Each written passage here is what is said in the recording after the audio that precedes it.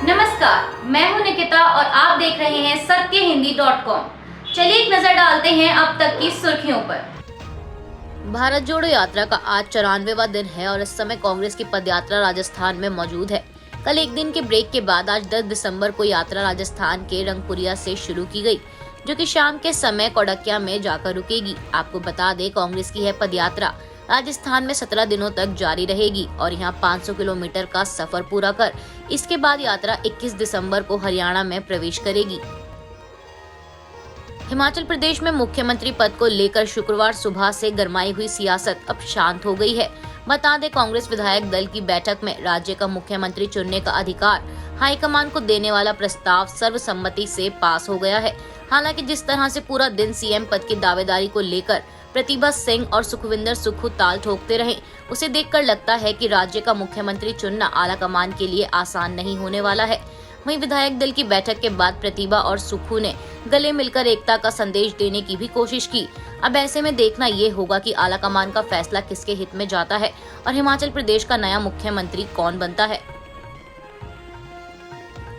हाल ही में घोषित हुए उपचुनाव के नतीजों के बाद चुनावी रणनीतिकार प्रशांत किशोर ने बिहार के मुख्यमंत्री नीतीश कुमार और उप मुख्यमंत्री तेजस्वी यादव पर तीखा हमला बोला है।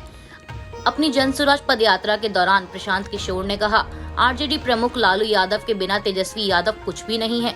तेजस्वी और नीतीश कुमार मिलकर जनता के साथ धोखा कर रहे हैं। उन्होंने आगे कहा कि जब से ये सत्ता में आए हैं तब से अब तक 3 उपचुनाव हो चुके हैं, जिसमें से इन्हें 2 में हार का सामना करना पड़ा। एक चुनाव जीते क्योंकि वो बाहुबली की सीट थी। प्रशांत किशोर ने तंज कसते हुए कहा कि उपचुनाव तो इनसे जीता नहीं जाता, ये मुझे चुनाव लड़ना क्या सिखाएंगे। गुजरात विधानसभा चुनाव में अहमदाबाद की बापूनगर सीट पर जेडीयू की तरफ से चुनाव लड़ रहे प्रत्याशी इम्तियाज खान सईद खान पठान अपनी पार्टी से काफी नाराज दिखाई दे रहे हैं।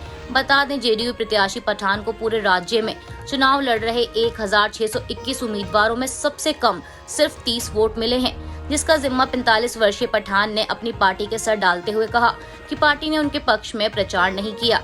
इसके साथ ही पठान ने कहा कि अगर मैं निर्दलीय उम्मीदवार के तौर पर लड़ता तो ज्यादा वोट मिल सकते थे। बता दें, पठान राजनीति में नए नहीं हैं। इससे पहले भी उन्होंने साल 2019 में लोकसभा चुनाव में गुजरात की खेड़ा सीट से चुनाव लड़ा था, जिसमें उन्हें 5000 से अधिक वोट मिले थे।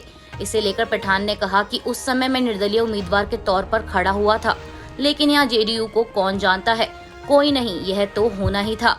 पार्टी ने लगभग आधे दर्जन उम्मीदवारों को टिकट दिया था, लेकिन सभी हार गए। प्रधानमंत्री नरेंद्र मोदी ने भारत की G20 अध्यक्षता के पहलुओं पर चर्चा करने के लिए शुक्रवार को वीडियो कॉन्फ्रेंसिंग के जरिए एक मीटिंग की। इस मीटिंग में राज्यपाल, मुख्यमंत्री और केंद्र शासित प्रदेशों के उपराज्यपाल शामिल हुए। मीटिंग के दौरान प्रधानमंत्री ने कहा कि भारत को मिली G20 की अध्यक्षता पूरे देश की है। यह देश की ताकत प्रदर्शित करने का अवसर है।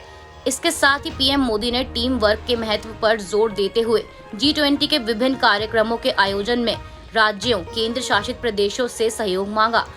प्रधानमंत्री नरेंद्र मोदी ने कहा कि भारत की G20 अध्यक्षता के दौरान काफी लोग भारत आएंगे और इंटरनेशनल मीडिया का हमारे देश पर फोकस रहेगा। उन्होंने कहा कि ऐसे में केंद्र शासित और राज्यों के पास इस अवसर का लाभ उठाकर अपने आप को बिजनेस के लिए अच्छी जगह, इन्वेस्टमेंट के लिए आकर्षित करना और टूरिज्म डेस्टिनेशन के तौर पर स्थापित करने का मौका होगा। पीएम मोदी ने दावा किया कि इस प्रकार का आयोजन हमारे देश के प्रत्येक हिस्से की विशिष्टता को दुनिया के सामने लाएगा। केरल हाईकोर्ट ने ईसाइयों पर लागू तलाक अधिनियम 1869 के एक प्रावधान को रद्द कर दिया है, जिसमें आपसी सहमति से तलाक के लिए आवेदन करने से पहले पति पत्नी को कम से कम 1 साल तक अलग अलग रहना जरूरी है। बता दें, इस कानून में पहले 2 साल अलग अलग रहना जरूरी था, लेकिन 2010 में इसी अदालत ने एक मामले की सुनवाई करते हुए इस अवधि को घटाकर 1 साल कर दिया था। वहीं शुक्रवार को एक केस की सुनवाई करते हुए केरल हाईकोर्ट ने कहा कि तलाक अधिनियम 1869 की धारा 10A के तहत अलगाव की न्यूनतम 1 वर्ष की अवधि का निर्धारण मौलिक अधिकारों का उल्लंघन है।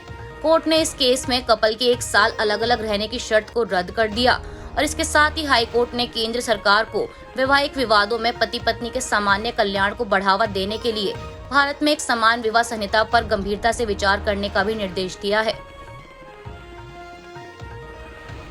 फीफा वर्ल्ड कप 2022 के पहले क्वार्टर फाइनल में एक बार फिर बड़ा उलटफेर देखने को मिला है। बता दें क्रोएशिया ने 5 बार की चैंपियन टीम ब्राजील को पेनल्टी शूटआउट में 4-2 से हराकर मुकाबले से बाहर कर दिया है। आपको बता दें पहले 90 मिनट के नियमित समय तक किसी भी टीम की ओर से गोल नहीं किया गया, जिसके बाद 30 मिनट के एक्स्ट्रा टाइम में नेमार ने ब्राजील के लिए गोल दागा और मैच खत्म होने से ठीक कुछ मिनट पहले ही गोल दागते हुए क्रोएशिया ने स्कोर बराबर किया और मैच को शूटआउट में लेकर गई। वहीं फिर शूटआउट में मुकाबला जाने पर क्रोएशिया ने लगातार 2 गोल दागे और ब्राजील की तरफ से पहली ही किक मिस हो गई। अभी के लिए बस इतना ही। बाकी की खबरों के लिए जुड़े रहिए सत्यहिंदी.com के साथ।